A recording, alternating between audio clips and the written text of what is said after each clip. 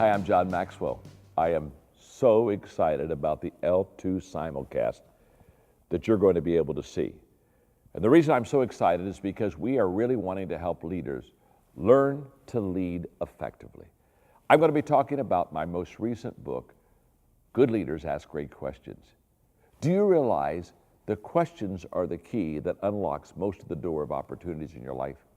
And many doors are never opened because you never use that key of a good question to unlock that door.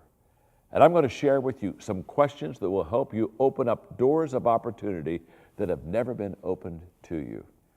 I'm also going to have my two good friends, Tim Sanders, Linda Kaplan-Thaler. They're both going to be with me on this simulcast. Tim Sanders was with Yahoo. He was a creations officer. This guy is so creative that if God would have wanted help on creating the heavens of earth, I think he would ask Tim. Linda Kaplan-Thaler, this lady knows marketing. She's the one who put the duck in Aflac. They're going to be with me at this L2 simulcast.